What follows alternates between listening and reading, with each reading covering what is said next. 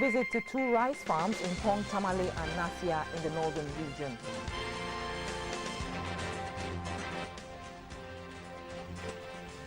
Achimota School petitions government to intervene in the illegal sale and theft of its land. UNICEF warns of spate of child marriages.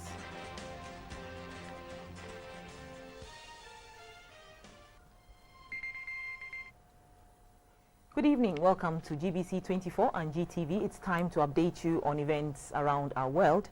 I'm Akushika Akwe. And I'm Conrad Kakraba, and Robert Frimpomans is doing the sign language translation. Vice President Kwesi Arthur has launched and outdoored a new phase of the National Insurance Commission with a call on industry players to expand the frontiers to cover high-risk areas which still remain uncharted. After 25 years, insurance companies have still not fully ventured into the informal sector in Ghana's growing oil and gas industry. Mr. Arthur therefore charged industry players to venture into such areas to ameliorate the plight of people in such sectors. Here is a report by Nto Bibinunto. The National Insurance Commission has grown by all standards as the regulator of insurance in the country. It has 23 general insurers, 26 life insurers, 3 reinsurers, and a whopping 70 insurance brokers operating under its watch. The National Insurance Commission has expanded and reinvigorated the business of insurance in its 25 years of existence. With a paltry 5% of assets as compared to the central bank's 75% of assets in its 58 years of existence, the NIC has not achieved much outside its core mandate. But as the Commission journeys into the future, it hopes to advance the frontiers of insurance in the country. The NIC is implementing a supervisory methodology that is forward-looking and focuses on the identification and mitigation of risk. For Vice President Mr. Arthur, the onus lies on players to adapt to a changing economic structure resultant from a growing economy. He asked insurers to take advantage of unfolding global economic events to tailor insurance products. The poor and the vulnerable are the most affected by the calamities that are regular in our country: market fires, floods, accidents on the highways, the commercial vehicles. These affect the incomes and livelihoods, even the lives of poor people. Very often, when challenges have confronted us, the worst affected have no insurance protection, and the burden has to fall on the government using its limited budget resources to alleviate some of their pain and suffering. Therefore, the National Insurance Commission must take the lead in marketing and sensitizing our population on the underlying value of insurance in such situations. A new logo for the NIC was outdoored, its headquarters renamed after a former commissioner, and its Silver Jubilee launched. Nto Bibinunto, GBC24, Accra. Research conducted by the Journal of Development Studies shows that Ghana consumes about 80,000 tons of rice annually, but the nation is only able to produce just about half of this demand. This means that more than half of the country's rice needs are imported. Abdul Mumin has been to some rice farms in Pong, Tamale and Nasia in the northern region and reports that even though rice production peaks around the Christmas season, not much is being done to increase its production. The result may be that more rice has to be imported during the Yuletide, which may result in putting more pressure on the city. This rainfall is relatively high compared to many of her neighbors. In addition, rice can grow almost everywhere. As a result, rice schemes are found right on the border with Burkina Faso, as in the case of Tono, right down to their front plains and coastal areas. Unfortunately, Ghana appears to be declining in terms of its rice production. Many observers in the industry believe that this is due to the removal of subsidies on agricultural inputs. Many also believe that the decline in rice production can be attributed to the many infrastructural elements such as processing mills which have been sold to the private sector. The Nasir rice mill in Tamale, for instance, is no more. It has been taken over by private business people.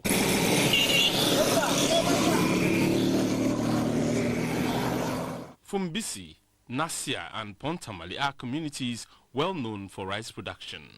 Even in these areas, many rice farmers do not apply modern farming methods.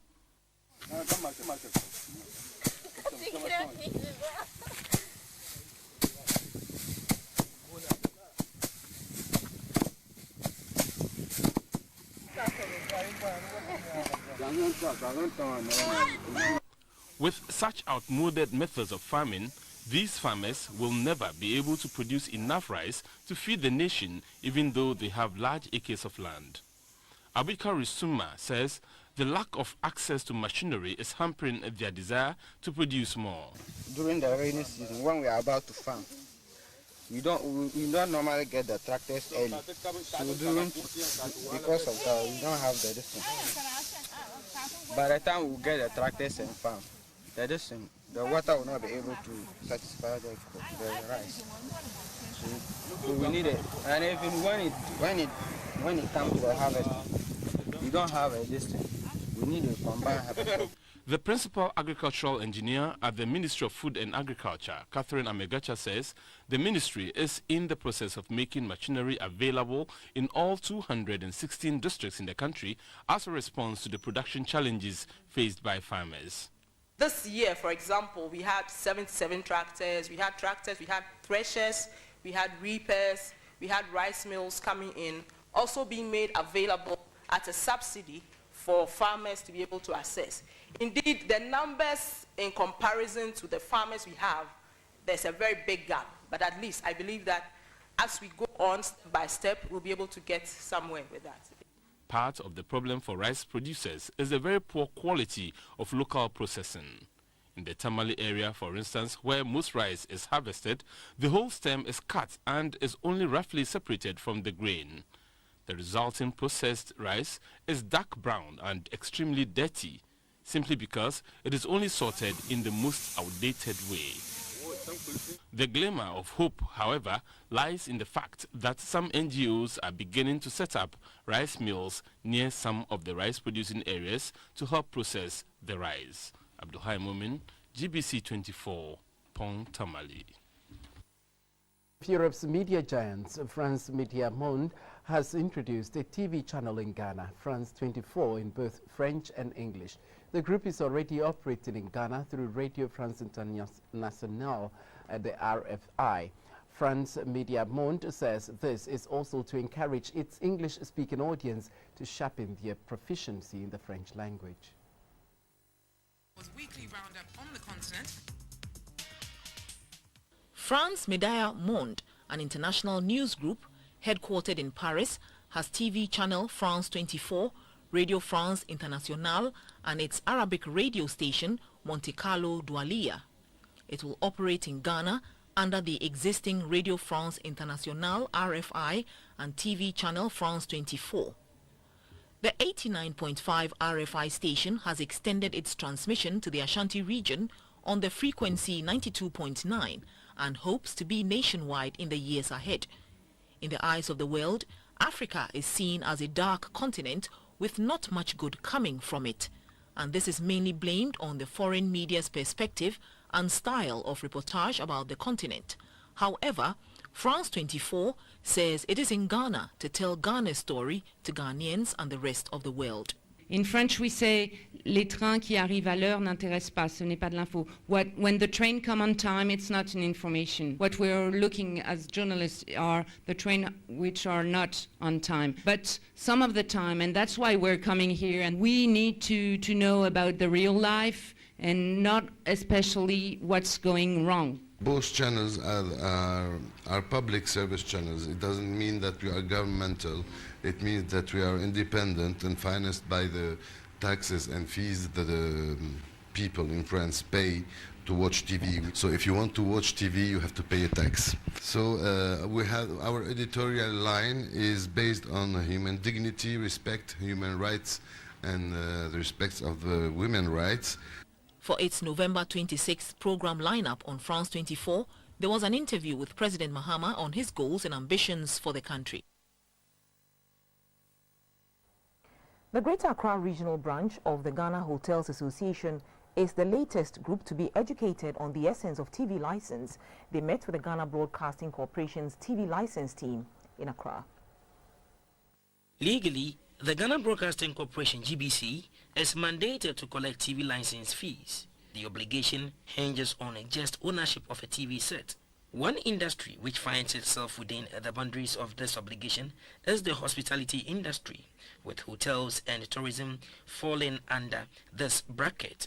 As part of GBC's educational drive about TV license, officials of the corporation continue to visit groups and organizations to explain the essence of the collection. The government holds GBC in trust of the public. Thus, any license fee payment represents a contribution by all stakeholders. After extensive interaction with GBC officials, the Association of Hoteliers from Greater Accra understood this responsibility. The head of the TV license team is Pastor Emmanuel Butchi. GBC is supposed to market the hotel industry for the outside world. Supposed to have a program which we can show the best hotels in Accra here or hotels in Accra to market our tourism. Not only hotels, but any other thing concerning Ghana must be marketed, and that's also what GBC stands for. The chairman of the Greater Accra Regional Association of Hotels, Dr. Edward Akanyameke Jr., says he expects GBC to justify the collection in terms of good programming. We believe that when tourism attracts visitors from outside, that is when the hotel also gets the opportunity to accommodate them, and then we are in business. So if the GBC projects tourism, we will have more attraction from outside, and then the hotel industry too will move forward. Despite having the full backing of the law, GBC is still on its rounds to educate people to understand better this civic responsibility. The Old Students Association of Achimota School has sent an SOS petition to President Mahama and Parliament to intervene in the ongoing illegal sale and theft of his school land. Recently, a number of people, including a baby and a driver, have died on its lands, while activities of squatters and encroachment by some private developers, individuals and some business owners are the order of the day. Achimota School has lost more than 1/3 of its land due to illegal encroachment and activities of squatters. Aside this, the presence of the squatters is a threat to the safety of students, staff, and other members of the school's community. In their petition, the old students requested that the President, the Attorney General and Minister of Justice, the Executive Secretary of the Lands Commission, and the Municipal Chief Executive of the Accra Metropolitan Authority investigate all sales and encroachment activities on the land and prosecute all persons and entities engaging in illegal sale and acquisition of Achimota land. Again, they are to stop the issuance of permits and the registration of the land and provide full disclosure of all transactions relating to the acquisition of Achimota School land. A member of the association who is also of the 1987 year group, Mr. Neil Armstrong Motagbe, called on all Ghanaians and friends of Achimota School to sign the petition to send a clear message that they cannot allow the ongoing encroachment and illegal sale because the school is a national asset. Given the gravity of the situation and the magnitude of the loss that our nation stands to suffer, it is our expectation that the government of Ghana will take seriously our petition and act immediately to halt all encroachment activity on Achimota School land once and for all, and to restore normalcy to the Achimota School campus. The old students also told the newsmen that they were in Parliament to present a copy of the petition to the Speaker of Parliament, to the Ministry of Education, the local government ministry and the Accra Metropolitan Assembly. 3 books to engender attitudinal change among the youth have been launched in Accra.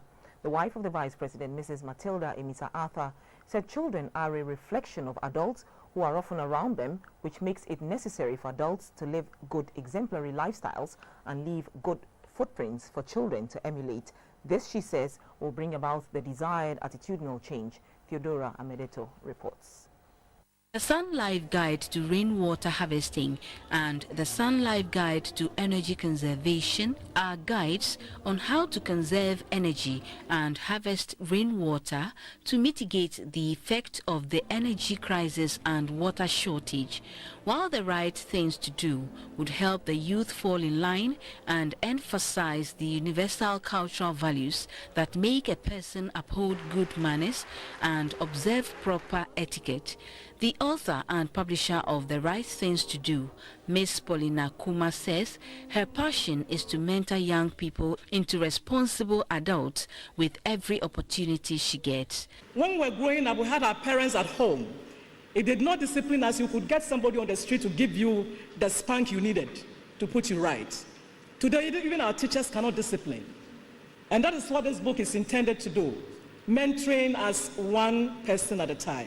The Deputy Minister for Education in charge of Tertiary, Mr. Samuel Okujetu-Ablakwa, says to reverse the general indiscipline in society, the ministry is in contact with authors and publishers of books on courtesy, etiquette and good manners to purchase and distribute to schools.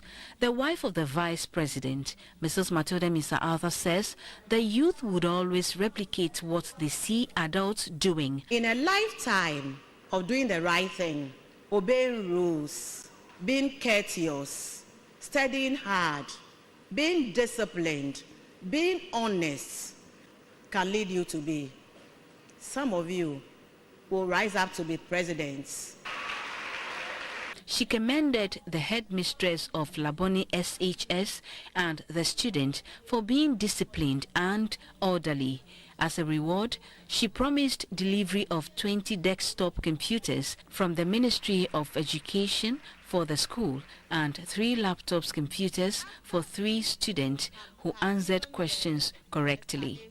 Theodora Amedeto, GBC24, Accra.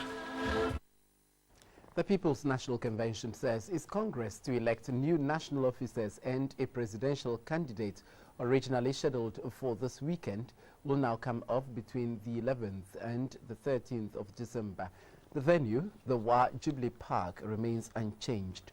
Dr. Edward Mahama, who was the party's presidential candidate from 1996 to 2008, will compete with Hassan Ayariga and former party chairman Michael Mensah-Bonsu to be the PNC's presidential candidate in the 2016 general elections. This is News Hour on GBC24 and GTV. We'll be back with business news.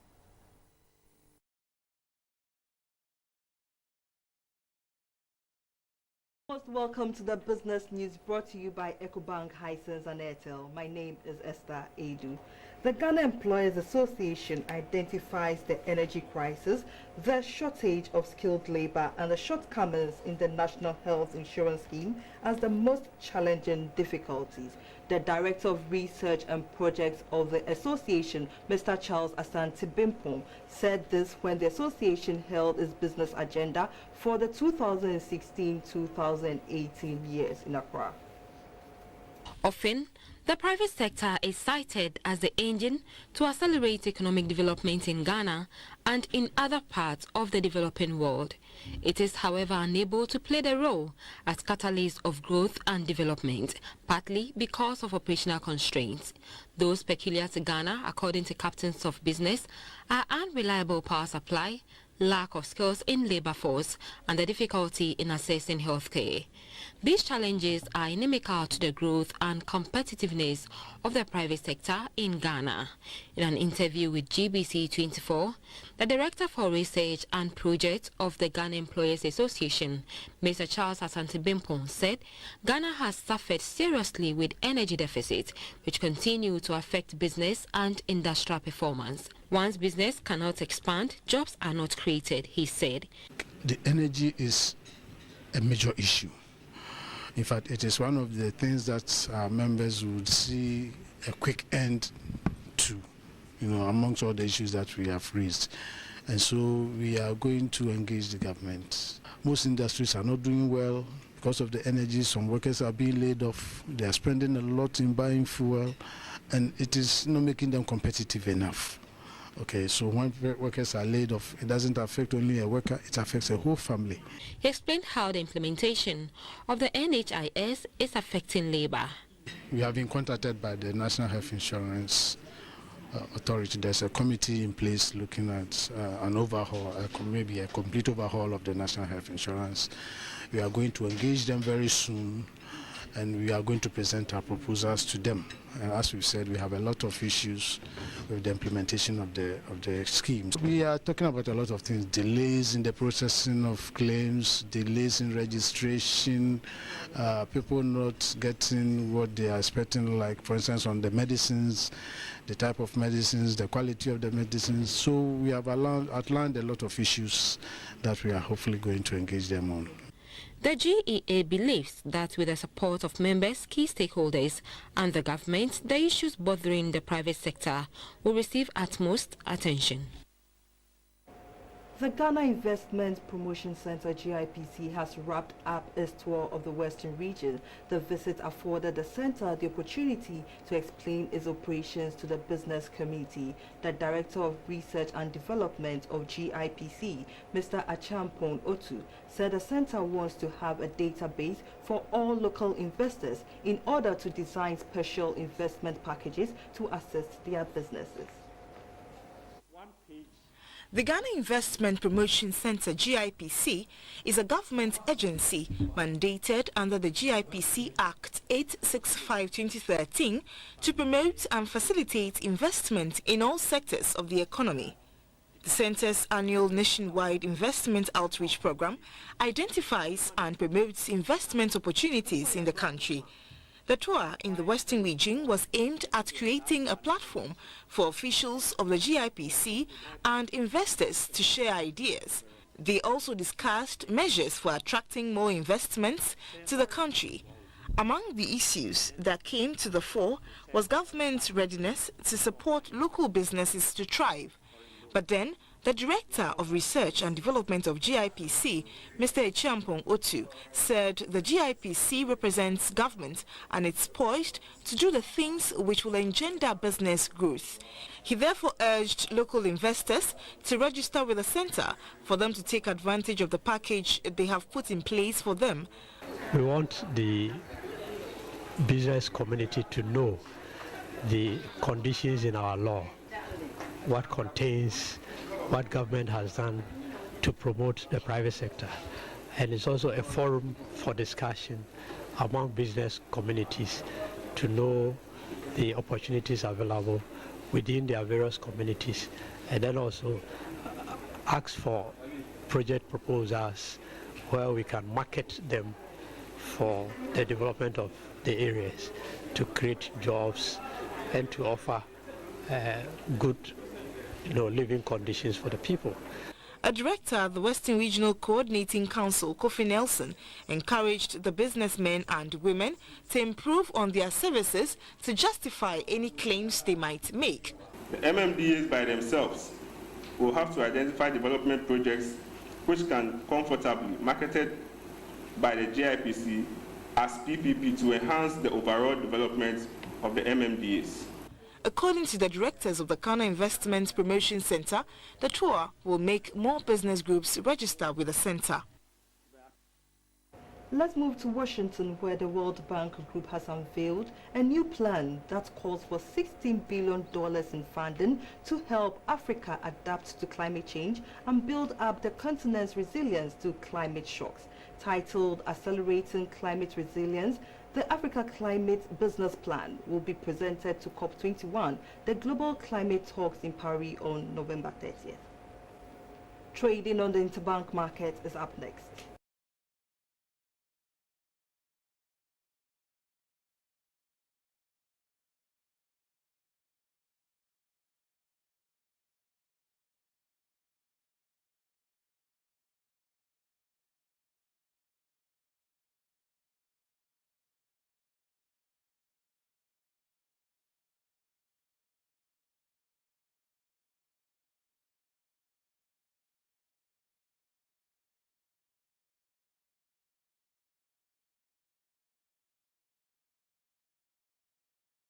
Let's have the commodity prices on the international market.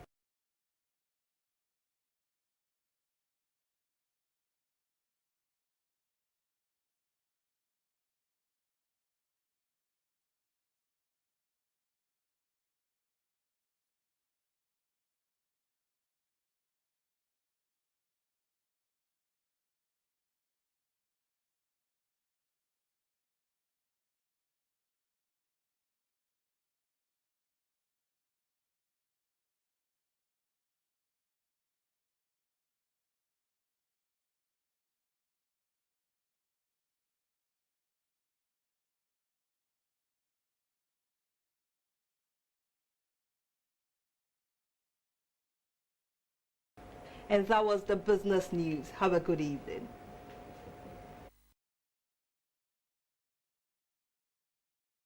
Some health news now brought to you by FBAC. FBAC blows your pain away. A critical care fund has been launched at the Kolebu Teaching Hospital in Accra. The fund is to support victims who cannot afford intensive care and emergency health services at the hospital. Intensive care units handle patients with life-threatening injuries and illnesses. Their condition requires close monitoring and support to ensure normal body functioning. The unit is usually packed with some of the crack doctors and dedicated nurses who are trained to care for critically ill patients.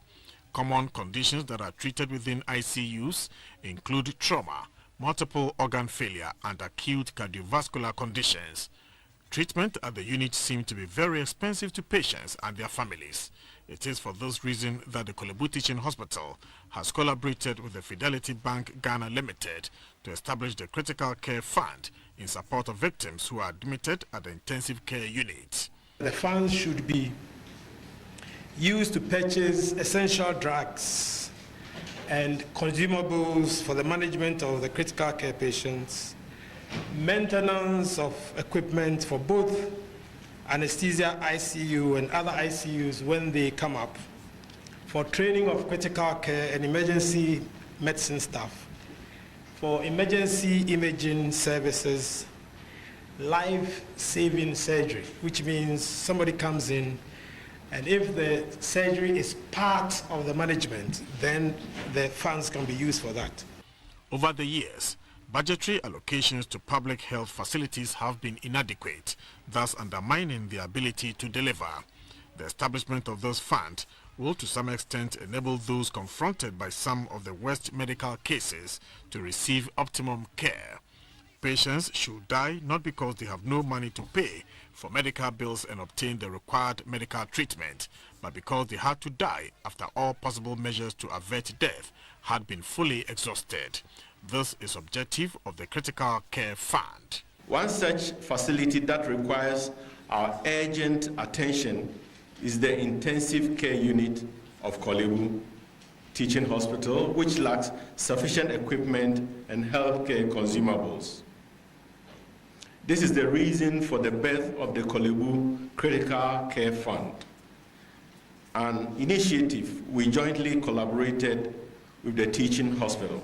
Fidelity Bank Ghana Limited presented an amount of 50,000 Ghana cedis to the hospital as a seed money for the fund.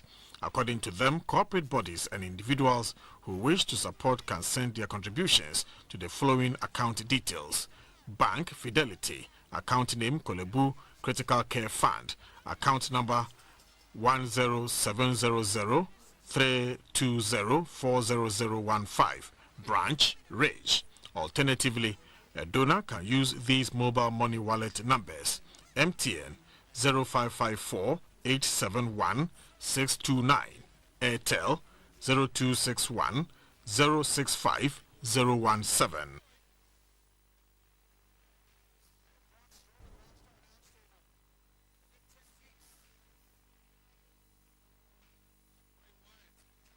Construction of a 500-bed capacity teaching hospital at the Kwame Nkrumah University of Science and Technology in Kumasi is scheduled for completion by the middle of next year. The facility is expected to ease the pressure on the Komfanochi Teaching Hospital. The first phase of the facility is jointly financed by the Ghana Education Trust Fund, that's the GET Fund, the university's own internally generated fund, and the Chancellor of the KNUST, Otumfuo Saitutu, has inspected the progress of work on the facility and other ongoing projects at the university. The Asantehene Otumfuo Saitutu, who is the Chancellor of the Kwame Nkrumah University of Science and Technology, KNUST, was conducted around the project site by the Vice-Chancellor, Professor William Otu Ellis, and the Director of Works, Mr. Kojo Treme. While some of the projects have been completed, others are at various stages of completion. A hatchery, centralized biology laboratory, and the Institute of Distance Learning, which has a conference center and a teleconferencing facility, are already in use. The ongoing projects include 4-story separate classroom blocks for the Colleges of Agriculture and Renewable Natural Resources and the College of Sciences.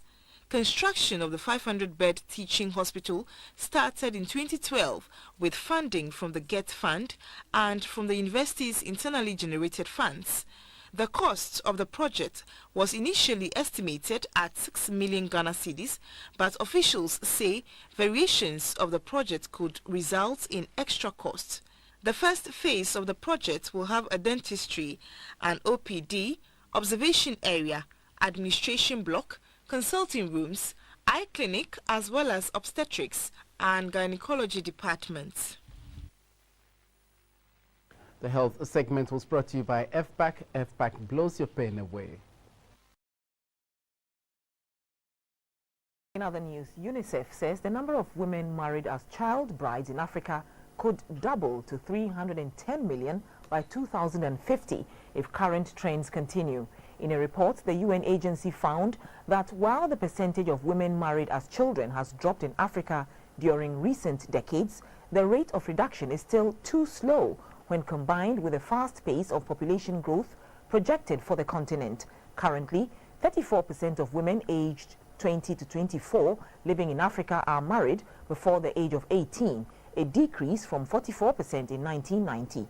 Today, there are 125 million African women who are minors when married. However, with the number of girls on the continent expected to rise from 275 million today to 465 million by 2050, the number of women married as children is projected to reach 310 million, surpassing South Asia as the region with the most child marriages.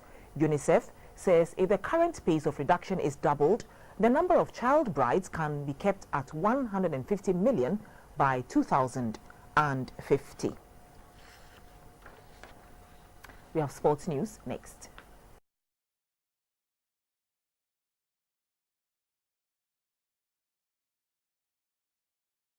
Good evening, let's talk sports. I'm Theophilus Sampa. This is in partnership with Tobinco Pharmaceuticals Limited, producers of Lunat. In Accra, Blasters captain Asamoah Gyan has cut the sword to begin construction of an athletics oval and an AstroTurf pitch at his alma mater Accra Academy Senior High School.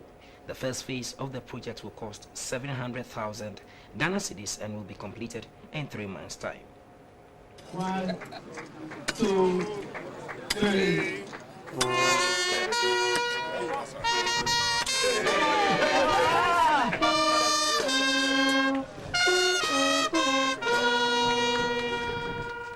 The formal ceremony took place at the school's training field. The AstroTurf is to help develop young talents. John made the promise to his former school some months ago after visiting the school for the first time in many years. I think giving back is a good thing. I'm not the only person who has given back to their school, but I think this project will be an example for my fellow students who are coming up, and I'm sure they won't let the school down. It will start in January, and as we promised, it's going to take about 3 months to finish. An old student, also known as Blow from the 1964 batch, presented a citation to Jan. For bringing Accra Academy to this level. The headmaster of Accra Academy Senior High School, Mr. Samuel Fureji, praised Jan for the initiative. The project's leader, Robert Coleman, gave the timetable for the completion of work. We are going to take delivery by the 30th of January, and we hope to use 3 months to finish the project. The commissioning of the AstroTurf forms part of activities marking the school's 85th anniversary. Jan graduated from Accra Academy Senior High School in 2002. Accra Academy will be the first senior high school in Ghana to have its own artificial turf. This is also expected to boost the school's performance in sports in general and produce stars like Jan and many more. The General Secretary of the Ghana Judo Association, Mr. Kennedy Cranton, says they have a number of events lined up for next year. The events include the Catch Them Young project and the Judo for Peace initiative. Mr. Cranton believes that this will help unearth talents and also keep the judo community active. A package of activities for next year. Right now, before December, we are only preparing Razak Abugri to go to Japan for a tournament before the end of the year. And my able-bodied technical men are helping me to put up a program. One of the programs I didn't want to disclose is Catch Them Young in schools. And the other one is Judo for Peace, especially as we are entering the election season. Judo for Peace, then you respond, Judo for a peaceful election. That is what we are putting on the table now.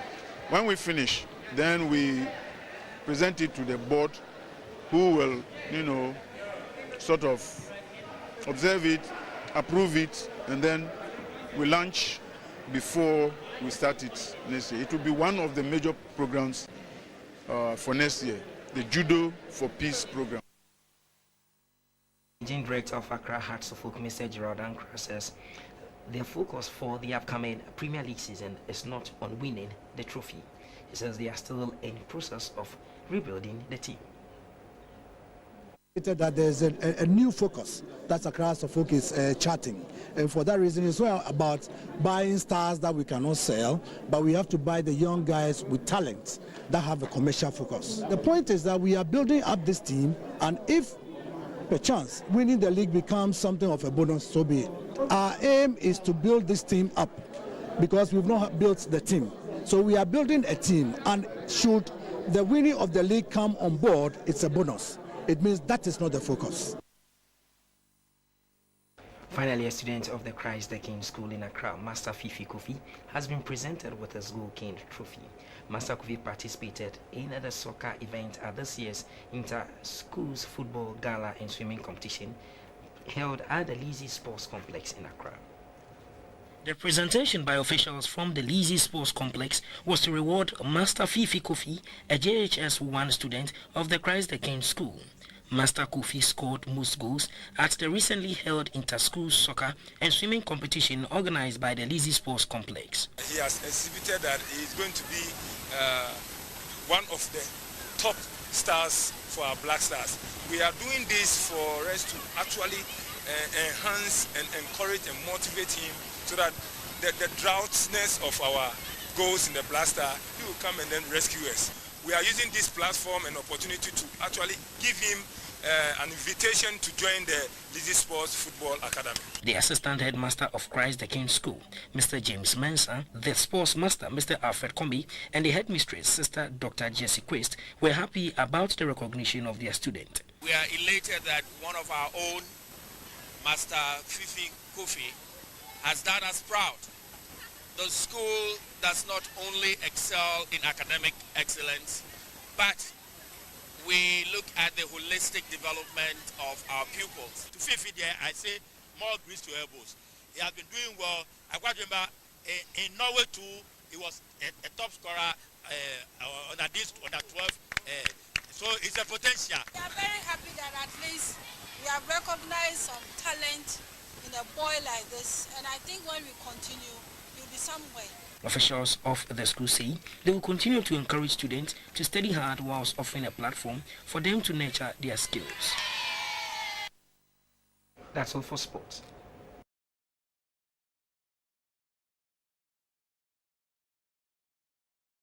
Hello and welcome to the entertainment and arts segment of the news. My name is Micheline Taka. For a picture-perfect performance, one must go through a series of rehearsals over and over again in preparation for an upcoming collaboration between old-time musicians and the GBC band. Ace musician KK Kabobo was in the studio to tie up loose ends to perfect the repertoire. Our entertainment desk caught up with them.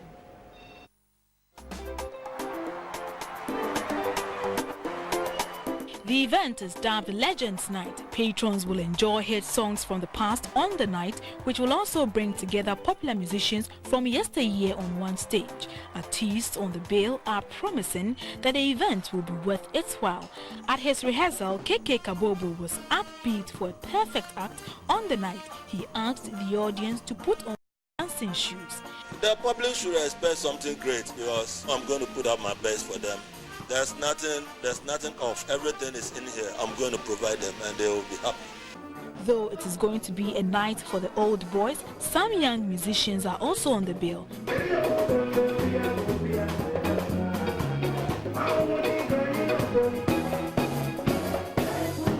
I used to listen to his songs way back, Onyamye and the rest. It's a privilege for me to actually be playing alongside KK Kabobo. The Legends Night comes off this Friday at the Ultimate Bar in Teshi. They bring joy and unity among Ghanaians whenever they are on the field, but these guys can sometimes break our hearts and make you break down in tears. Our Throwback Thursday today focuses on the then and now pictures of some footballers of the national Black Stars.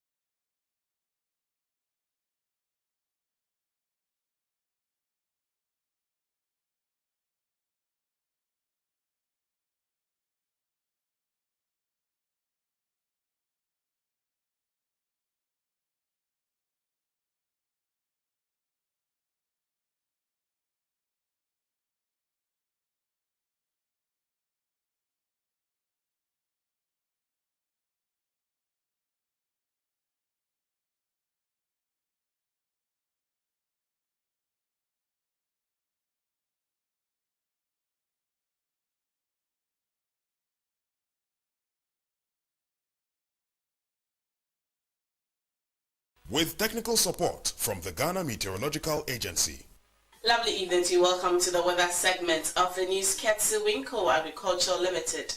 My name is now Ufebi Ajagbewu. Akuseko Florida and other parts of the country experience some amounts of rainfall. The towns and figures are crawling at the base of your TV screens tonight and tomorrow, expecting dry and hazy weather conditions for those over the upper parts of the country, upper east, upper west, and the northern region during the early hours of the day. Mist and fog patches, some isolated thunderstorm would be expected for those over the southern sectors, expecting temperatures to be 20 degrees Celsius over the northern sectors of the country, 23 degrees Celsius for the middle sectors, and 25 degrees Celsius along the coastal belt. Low and normal humidity would be recorded. For the afternoon, we're expecting temperatures to go up to 38 degrees Celsius for those over the northern sectors of the country, 33 degrees Celsius for the middle sectors, and 31 degrees Celsius along the coastal belt. Partly cloudy weather with a chance of sunshine would be recorded. This is how we're expecting your localities to look like. Next on your screen is the forecast for the next 48 hours. Stay tuned.